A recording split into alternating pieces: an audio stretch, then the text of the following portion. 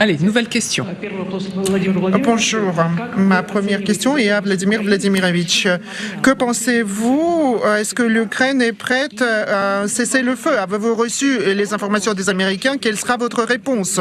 Et j'ai une deuxième question aux deux présidents. Est-ce que Moscou et Minsk coordonnent leur position en ce qui concerne le processus de paix? Et est-ce qu'aujourd'hui, vous avez déjà mené des consultations en ce sens? Merci. En ce qui concerne votre question, à quel point l'Ukraine est prête à cesser le feu, eh bien, moi je peux vous partager mon appréciation, mais tout d'abord, je tiens à remercier le président des États-Unis, M. Trump, d'avoir consacré autant d'attention à cette question du règlement du conflit en Ukraine. Nous avons tous du pain sur la planche, nous sommes tous très occupés, mais des leaders de plusieurs États, de la Chine, de l'Inde, du Brésil et de l'Afrique du Sud consacrent du temps et leur attention à cette question, et nous leur sommes très reconnaissants à eux tous, car cette action est noble. Elle vise l'arrêt des hostilités et l'arrêt des pertes de vies humaines.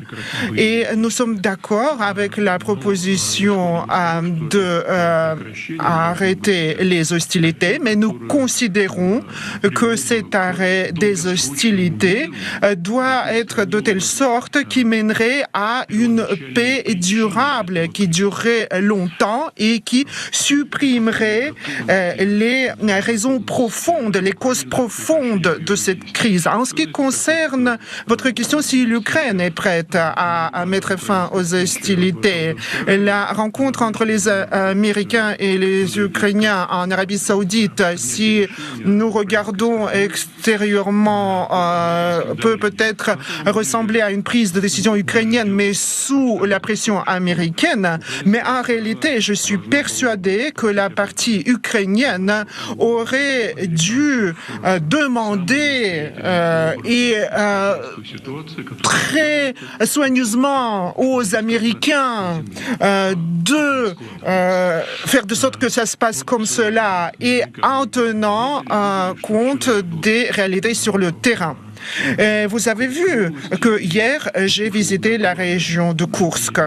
Hier, j'ai écouté des rapports du chef d'état-major et du commandement de notre groupement tactique dans cette région, dans cette enclave qui s'est formée à Koursk. Eh bien, la situation sur place est sous notre contrôle désormais, entièrement.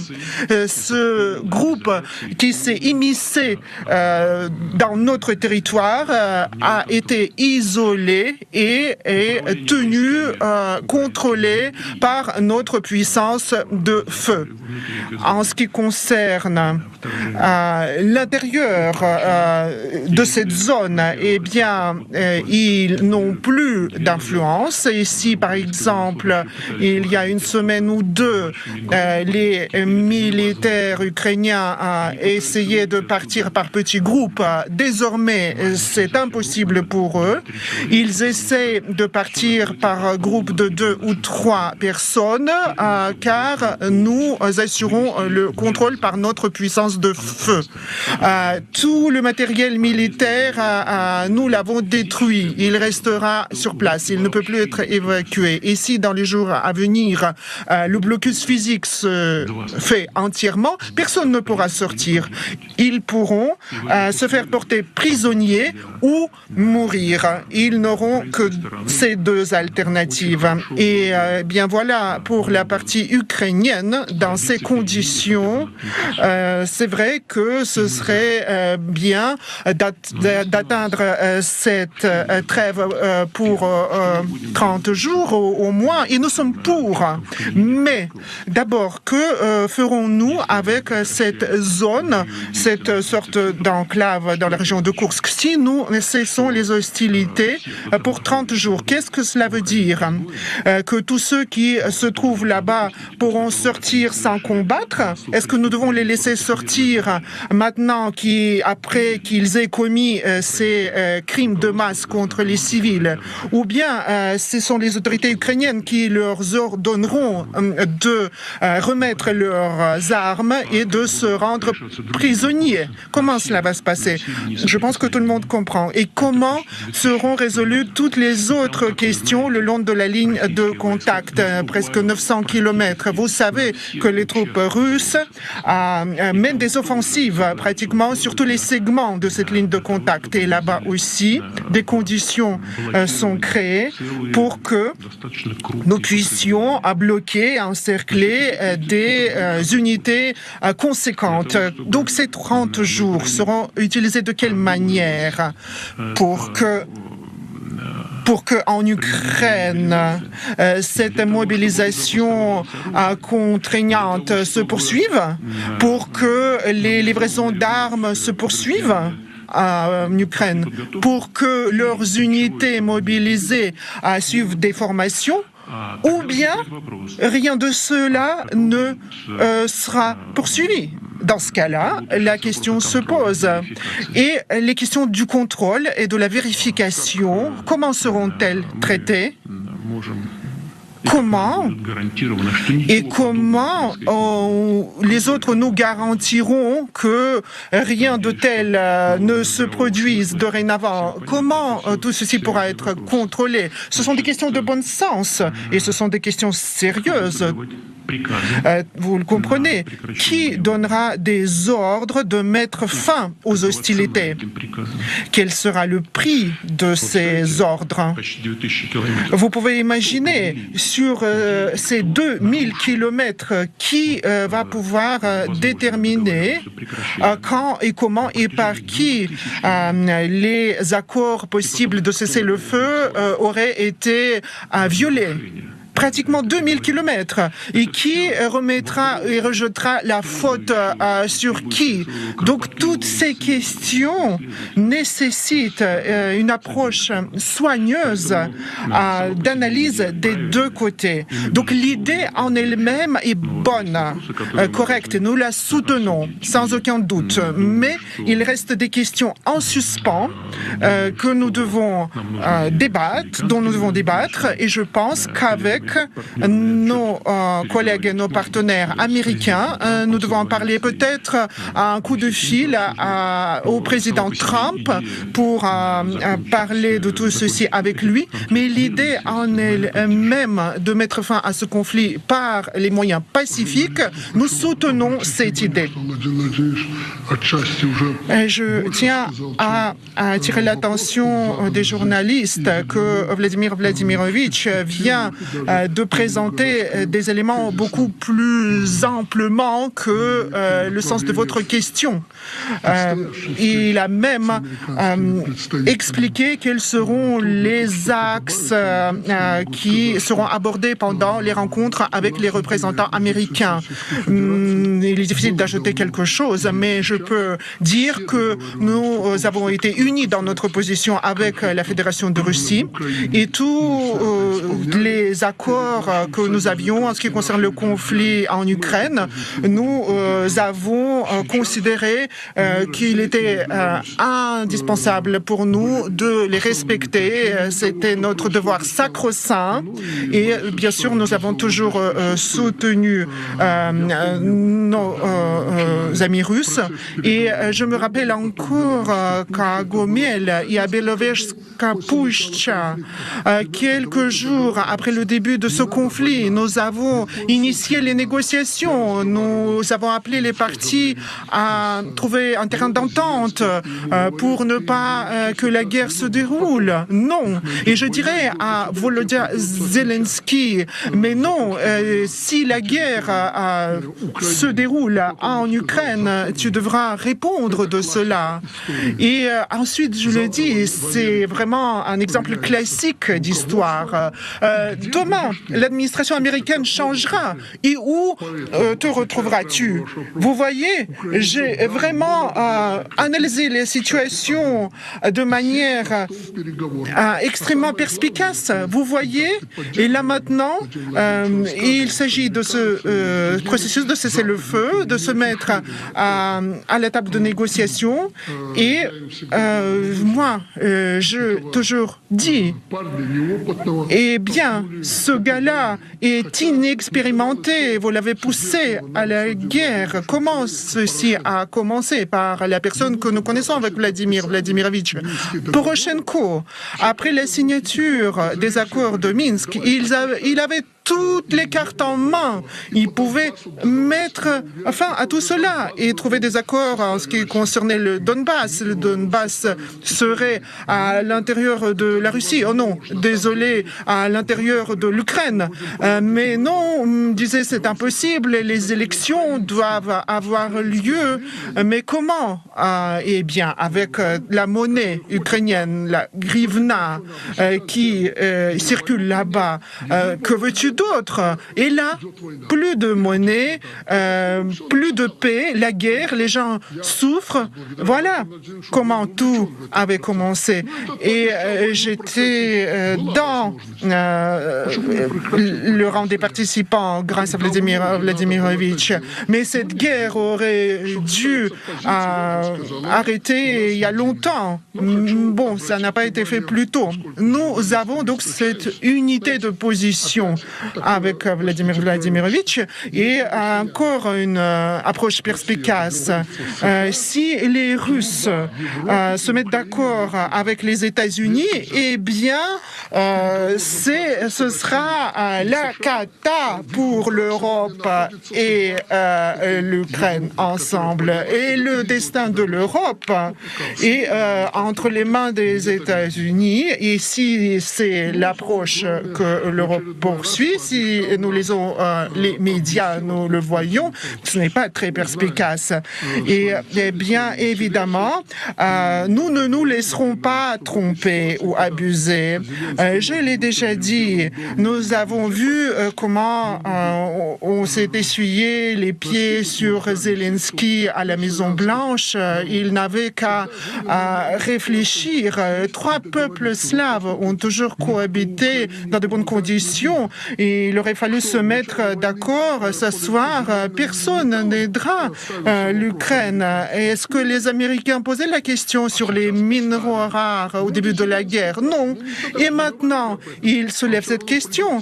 Mais à l'époque, ils ne le disaient pas. Mais maintenant, il faudra tout mettre en œuvre. Et les terres noires, tchernosium et les minerais rares, tout, il faudra faire sortir du pays et peut-être davantage. Donc, si c'est le président qui arrive, qui veut que les gens se tirent les uns sur les autres, nous ne le voulons pas. Le parti peut-être oui, mais c'est nous qui avons raison. En ce qui concerne ce pipeline, si la Russie et les États-Unis se mettent d'accord sur la coopération en matière de l'énergie, eh bien, le gazoduc pour l'Europe, son fonctionnement sera assuré. Ce sera bien pour l'Europe, car l'Europe pourra recevoir le gaz russe bon marché. Oui, c'est à cela que je faisais allusion. Oui, je n'en doute pas. En ce qui concerne la situation sur le terrain, eh bien, comme Alexandre Grigorievitch a dit, j'avais effectivement dit que la situation change rapidement. Le commandant du groupement Nord m'avait dit hier que le lendemain, nous reprendrons la ville de Soudja.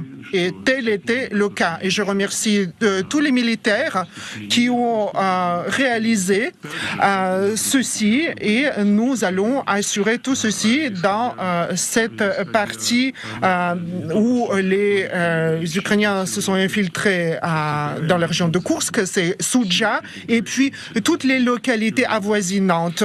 En fait, nous les récupérons toutes, la totalité de cette agglomération. Donc voilà, en tenant compte de la situation sur le terrain, nous nous mettrons d'accord sur les autres étapes à suivre pour mettre fin à ce conflit et trouver des accords acceptables à tous. Deuxième question. La chaîne ONT, Médias Bélarusses. Bonsoir. Je voudrais poursuivre ce sujet. Les négociations qui concernent l'Ukraine est un sujet d'actualité et en Biélorussie aussi. Les intérêts de la Biélorussie en tant qu'allié stratégique de la Russie, mais le voisin très proche de l'Ukraine, seront-ils pris en compte? Alexandre Grigorievitch, avez-vous émis des souhaits à votre collègue? Quels souhaits? Les souhaits qui concerneraient quelle question? Qui concernerait l'idée de prendre en compte les intérêts de la Biélorussie dans le cadre de ces négociations. À vrai dire, je ne comprends pas vraiment votre question, mais je peux vous répondre grosso modo les intérêts de la République de la Biélorussie dans toutes les questions de relations avec qui que ce soit, nos partenaires d'outre-Atlantique ou nos voisins les plus proches, les intérêts sont toujours pris en compte dans le cadre de l'État de l'Union que nous avons avec la Biélorussie. Nous avons le concept commun de politique extérieure et nos ministères des Affaires étrangères coopèrent étroitement. Nous coopérons très étroitement dans le cadre de l'Union eurasiatique. Nous avons une coopération bien développée dans le domaine économique et la production industrielle, etc. Nous n'avons à aucun moment l'intention de ne pas tenir compte des intérêts les uns des autres, car tout ce que nous faisons se reflète sur nos intérêts et sur les intérêts de la Biélorussie. Donc, prendre en compte les intérêts de la Biélorussie correspond tout à fait à l'approche rationnelle russe. Vladimirovitch parlait des questions comme quoi si la Russie et l'Amérique se mettaient d'accord et que les intérêts de la Biélorussie ne seraient pas toujours reflétés. Moi, j'ai toujours dit à cela que moi, je n'insiste pas à faire partie de ce processus. Et puis, la Fédération de Russie est notre partenaire le plus proche, il connaît nos intérêts et il ne s'écartera pas de nos intérêts. Et les négociations sur l'Ukraine, la Russie et les États-Unis, ou la Russie et l'Occident, et ces négociations ne pourront aucunement nuire aux intérêts biélorusses. Mais oui, mais c'est pour cela, je n'avais pas vraiment saisi le sens de votre question. Ne pas tenir compte des intérêts de la Biélorussie est nuisible à nous-mêmes. Vous comprenez? Donc voilà, votre question est tirée par les cheveux, j'avoue. Mais j'espère avoir répondu à votre question néanmoins. La conférence de presse touche à sa fin. La question des journalistes russes, RIA Novosti. Bonjour. RIA Novosti, le média RIA Novosti. Si vous permettez, la question concerne l'intégration de la Russie et de la Biélorussie. L'aspect économique de cette intégration, 28 programmes ont été développés. À quel stade de la mise en œuvre se trouvent ces programmes? Il y avait la période des années 2024-2026. Est-ce que vous, les leaders, vous êtes satisfaits de l'avancement de cette intégration? Tous les 28 programmes ont été menés à bien, à 100%, accomplis. Et ce que nous avons planifié pour 2024 à 2026 a été accompli à plus de 26%. Moi, personnellement, je suis satisfait de l'avancement de ce travail. Le gouvernement travaille de manière très intense, significative et efficace. De temps en temps, moi, Alexandra Grigorievich, nous devons nous mettre d'accord avec certains points sur les i entre différents ministères. Des fois, nous pouvons même être en léger désaccord entre nous, mais les compromis mutuellement bénéfiques sont toujours au rendez-vous. Je suis personnellement satisfait de l'avancement. Je n'ai rien à ajouter et je suis très heureux que Vladimir Vladimirovitch soit satisfait de la mise en œuvre de ces programmes. Nous avions un grand programme, mais nous nous sommes mis d'accord sur tous les aspects, comme a dit le président russe.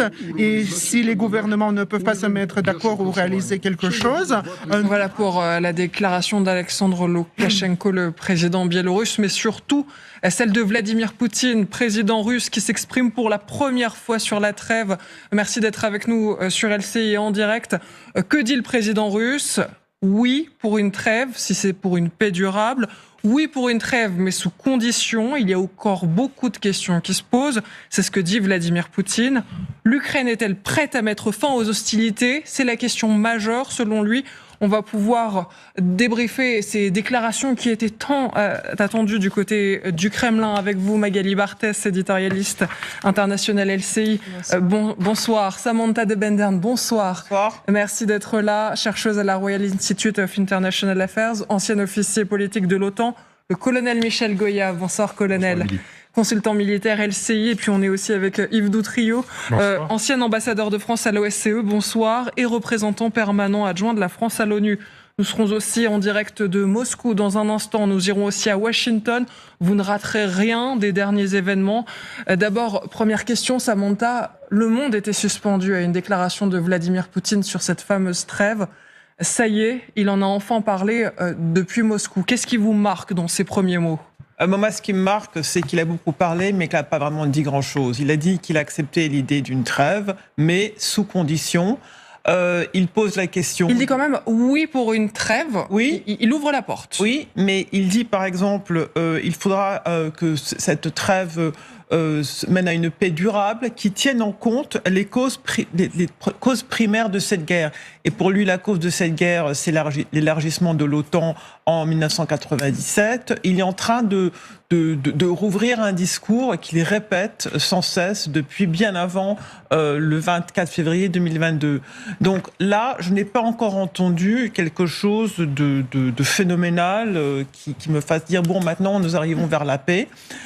Il dit oui. Et en même temps, il rencontre Steve Witkoff ce soir, l'émissaire américain qui est arrivé à Moscou. Donc on imagine qu'il attend aussi des détails de sa part. Ça va être... Oui, ils vont avoir une réunion en privé pour parler de ce que les États-Unis seront prêts à obliger l'Ukraine à concéder pour que Poutine accepte l'idée de cette trêve.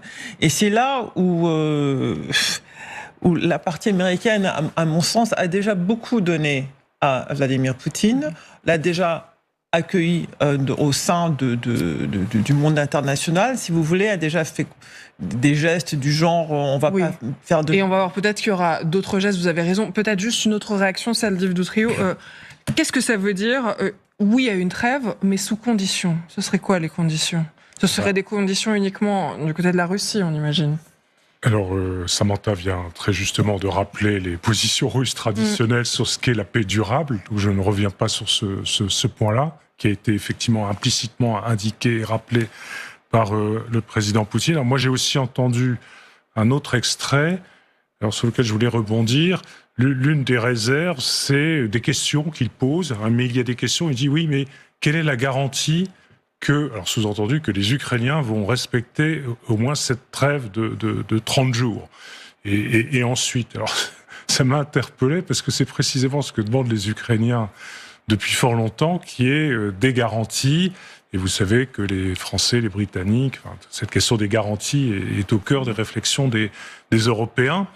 Et que c'est les Russes jusqu'à présent qui, et M. Lavrov notamment, avait dit pas question qu'il y ait des garanties européennes sur le terrain en cas d'accord de cessez-le-feu. Alors, quand il parle de garanties, on peut penser aussi peut-être à des garanties du côté russe aussi, donc de l'autre côté de la ligne démilitarisée. Alors, c'est quand même intéressant dans cette réaction de Poutine, c'est que quelques heures avant, je crois, ou peut-être hier, son conseiller diplomatique était nettement plus réticent sur la trêve de 30 jours, parce qu'il disait et répétait, mais ça, c'est formidable pour les Ukrainiens, parce que pendant 30 jours, ils vont pouvoir se remettre en force. Le colonel... Oui, c'est son conseiller diplomatique qui le disait ce matin encore, qui disait que finalement ce cessez-le-feu ne profite qu'aux Ukrainiens. En réalité, ce discours-là ne pouvait pas être tenu trop longtemps par rapport au président Trump, qui s'est énormément engagé. Et donc, il y avait une forte pression sur le président Poutine pour qu'il donne l'impression, au moins, de donner une réaction vaguement positive à la proposition américaine. C'est ce qu'il vient de faire maintenant. Magali Barthès, vous suivez ces événements depuis des heures. On était suspendu au premier mot de Vladimir Poutine. On ne savait pas s'il allait parler sur ce cessez-le-feu. Finalement, il l'a fait. Même si c'est vrai qu'il n'a pas été clair sur toute la ligne, mais il ouvre quand même la porte en disant « mais d'accord pour une trêve ». Mais il y a encore des questions qui demeurent. C'est une réponse très politique, en fait. Oui. Il ne dit pas oui, il ne dit pas non. Il dit sur le principe, mais bien sûr, discutons et bien sûr, cessons les combats. Mais si ça débouche sur une paix durable, s'il est possible de vérifier que le cessez-le-feu est bien respecté, c'est une réponse ambiguë, c'est une réponse politique qui ne ferme pas la porte à Donald Trump, parce que il n'était pas non plus question de balayer tout de suite et d'humilier le président américain. Donc là, cette réponse-là, elle mérite de laisser la discussion ouverte. En effet, il a rendez-vous tout à l'heure avec l'émissaire américain qu'il a déjà rencontré pendant 3 heures il y a quelques semaines. Donc là, on comprend bien que sur le principe, pourquoi pas, mais maintenant, le diable se cache dans les détails. Et on va aller dans le détail. Et c'est maintenant, en fait, que la vraie négociation, elle va commencer.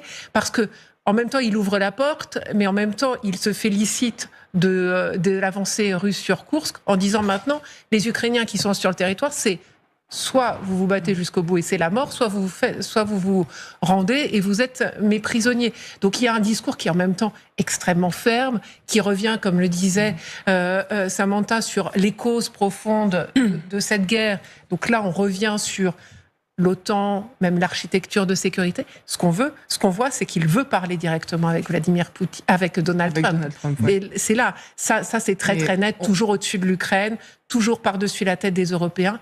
Ce qu'il veut, c'est peut-être qu'un jour, et assez rapidement, il faut que nous entretenions directement avec Donald Trump. Mais vous aviez raison de parler de course, qu'il en a aussi été question. Vous réécouterez dans un instant Vladimir Poutine parce qu'il a dit beaucoup de choses. On va d'abord faire un petit détour du côté de Moscou avec notre correspondant en Russie, Jérôme Garraud. Bonsoir Jérôme.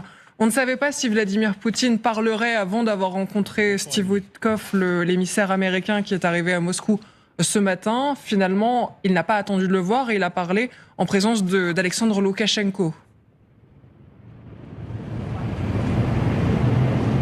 Oui, bonsoir. Et finalement, Vladimir Poutine a fait du Poutine, c'est-à-dire qu'il a eu ces déclarations qui demeurent quand même assez mystérieuses. En tout cas, il ne se découvre pas tout à fait. Il gagne du temps, temporise en disant d'accord sur le principe pour un cessez-le-feu, mais à mes conditions. Et c'est évidemment ce point-là qu'il va falloir éclaircir. Donc là, Vladimir Poutine va avancer sur un fil parce que les négociations vont commencer, le chemin est assez étroit, il n'y a pas de cessez-le-feu à l'heure actuelle et il va devoir pousser ses arguments au maximum pour essayer de convaincre Donald Trump de préparer les points d'un traité de paix qui lui conviendra à lui. Et ça, il va le faire comme à son habitude, en montrant qu'il n'est pas pressé, qu'il a le temps face au président américain qui a montré depuis plusieurs jours que lui voulait aller très très vite. D'après un journal russe qui s'appelle Commerçant, qui est un journal historiquement assez sérieux et bien informé, le négociateur envoyé, l'émissaire spécial envoyé par Donald Trump sera reçu ce soir par Vladimir Poutine au Kremlin. Et c'est sans doute à l'occasion de cette rencontre que seront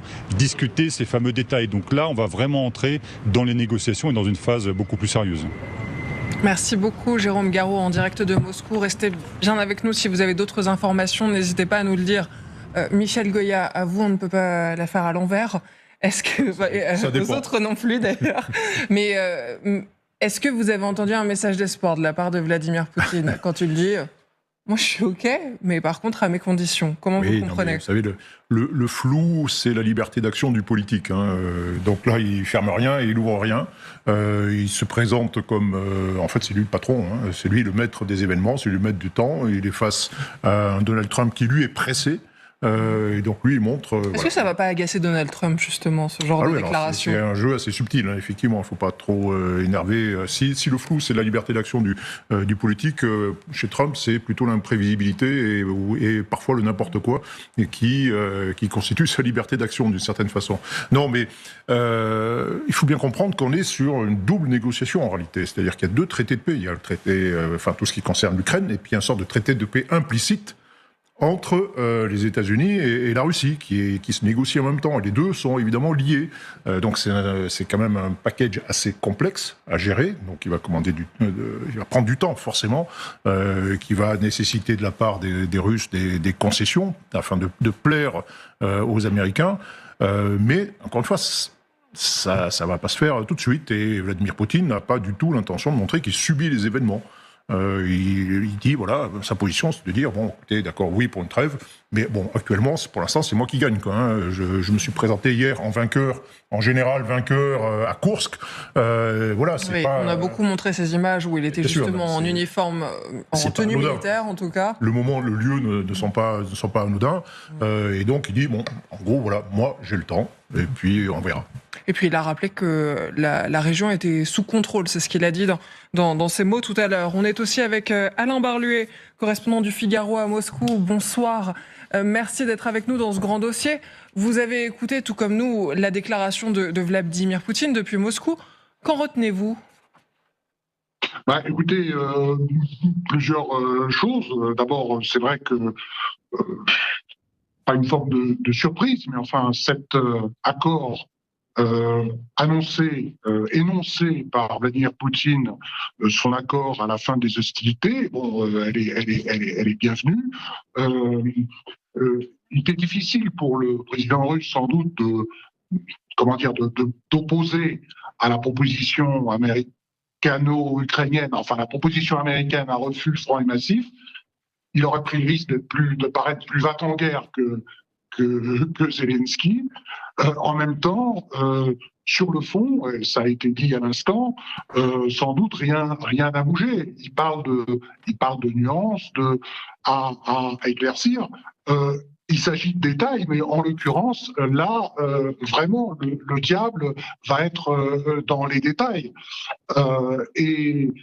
Cette volonté russe d'aller à la racine du conflit, comme ils disent, elle reste entière. Et pendant que vous parliez, Grégory Phillips nous a rejoint. Bonsoir Grégory, merci d'être avec nous, rédacteur international LCI. Je me posais une question. C'est vrai que tout le monde sur ce plateau s'accorde à dire que Vladimir Poutine finalement a fait du Vladimir Poutine. Il n'a pas dit grand-chose. Il s'est quand même exprimé sur cette trêve. Il dit oui, mais pourquoi parler dans ces cas-là? Est-ce que c'est pour jouer avec nos nerfs? Non, je pense que le plus dur comment, c'est que Poutine a le temps. Il a le temps. Trump est pressé d'obtenir quelque chose, une trêve, un accord de cessez-le-feu, peut-être plus, pour des raisons notamment de politique intérieure. Trump veut aller vite, il veut régler cette guerre, s'en débarrasser, et c'est fini. Poutine, il a le temps. Là, il est en train de récupérer la zone de Koursk. C'est une question d'heures ou de jours. La situation qui est figée lui va à peu près. L'économie, certes, souffre, mais elle s'auto-alimente par une économie de guerre. Donc le tempo du dirigeant du Kremlin n'est pas du tout le même que celui du président américain et des chaînes de télé américaines. Lui peut prendre son temps et il va rencontrer Witkoff. Il va discuter avec eux, il a posé des conditions sur la table, et si ça prend des jours et des jours et des jours, il peut attendre.